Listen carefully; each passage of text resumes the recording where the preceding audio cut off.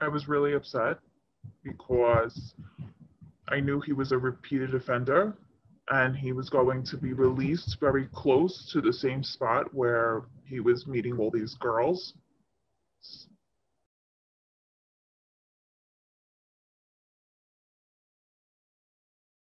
My daughter met him through an older friend, and she thought it was this kid that her friends were talking to, so she felt like it was a safe person to talk to. And I overheard her telling someone that this boy said, "Why don't you stand up?" And I said to myself, no boy is going to say that. I text messaged the person she was talking to and I said, "Can you please just ask her the name?" So that's when I started to research. And I made a fake account and I looked at his page. It was just a gut feeling. It's funny because the same handle name that he's using is the same, is his real handle name on Twitter and other accounts. So I found that crazy that it's the same exact name he's using on all these different accounts. And nobody caught on to this.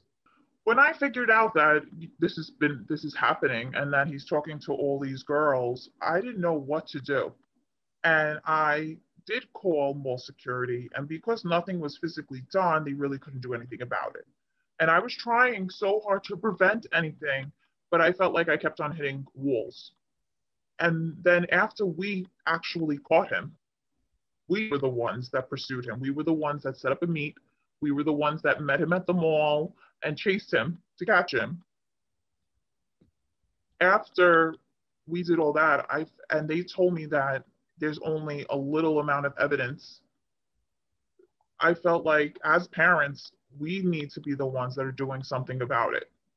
Um, the mall should definitely have his picture up so that he cannot go into that mall. Like, we have to stop where he normally goes, or any sex offender. Where do they normally go? The idea that he doesn't live far from those two schools scares me, and it should scare all those adults and those parents that are in that school, that this guy lives maybe 3 blocks away. So the school needs to have at least his picture up, or they should be looking for him. Those girls that are at that age, 10 to 17, that he was targeting, they should be aware of who this man is.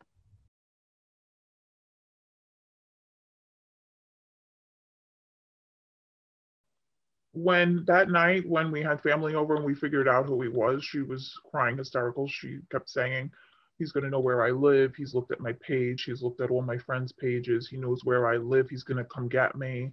That fear alone will break you as a parent. Um, that was that was the hardest thing.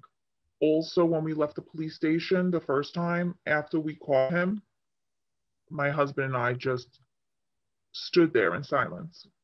And we didn't know whether to jump up and down because we caught this man, or the fact that, this could have went really bad.